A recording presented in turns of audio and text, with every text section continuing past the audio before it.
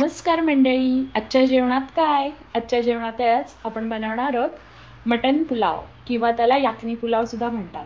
तर याकनी म्हणजे एखाद्या मटणाचं सूप किंवा स्टॉक किंवा रस्सा, त्याच्यात तो भात शिजवला जातो म्हणून त्याला याकनी पुलाव बोलतात. अर्धा किलो मटण, त्यानंतर लसूण, मिरची आणि अद्रक, हिंग, फोडणी देण्यासाठी घी, त्यानंतर 2 उभे चिरलेले मोठे कांदे, बासमती राईस 2 वाट्या घेतलेल्या आणि तो मी भिजत ठेवलेला आहे, 2 मोठे चमचे दही, चवीनुसार मीठ आणि हे आपले अख्खे खडे मसाले, 3 वेलची, जायपत्री, 2 मोठे वेलची, त्याला काही काही लोक मटण वेलची सुद्धा बोलतात, शाही जिरे थोडंसं, त्यानंतर चक्री फूल, तेजपत्ता, लवंगा, काळी मिरी आणि दालचिनी.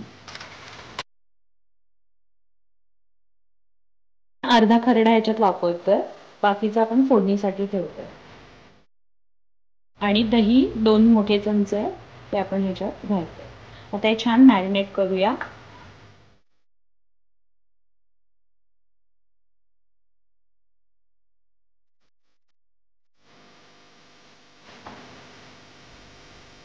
त्याला असंच झाकून आपण अर्धा तासासाठी ठेवणार.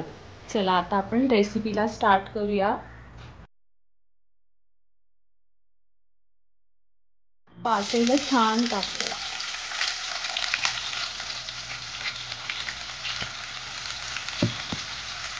आता त्याच्यात छान कांदा परतवून घ्यायचा आहे.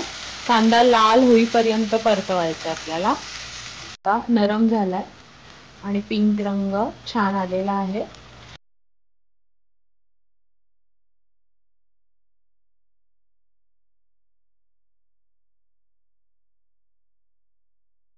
ऑप्शनल आहे प्रत्येक रेसिपीमध्ये, तुम्हाला आवडत असेल तर घाला. ब्राऊन कलर होईपर्यंत ह्याला परतवायचा आहे.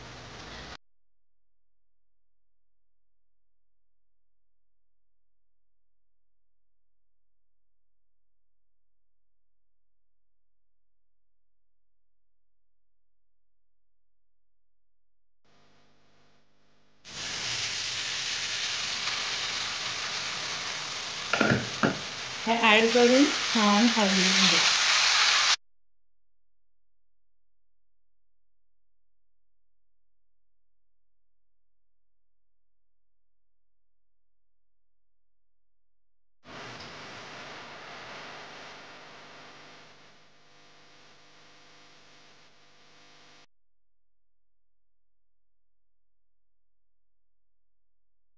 तुम्हाला एक छोटीशी टीप देते ह्याच्याबद्दल, की जर तुम्हाला अंदाज नसेल आपला तांदूळ किती पाण्यात शिजेल, चिकट होईल किंवा जास्त ओव्हरकुक मटण आपलं होईल, तर ह्यासाठी काय करा की पहिले जेव्हा आपण प्रेशर केलंय ना कुकर, तेव्हाच आहे ना त्यातलं मटण साईडला काढा.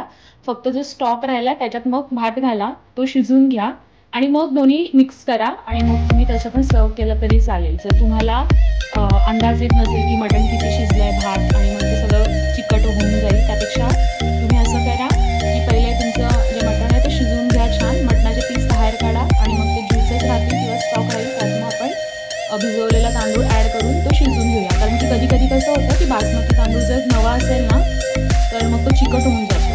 तर त्यासाठी आहे ना कधी पण बासमती तांदूळ आणला ना की 2 तास किंवा कमीत कमी अर्धा तास तरी भिजत घाला, म्हणजे त्यातलं स्टार्च जे ते निघून जातं आणि मग तो मोकळा होऊन जातो.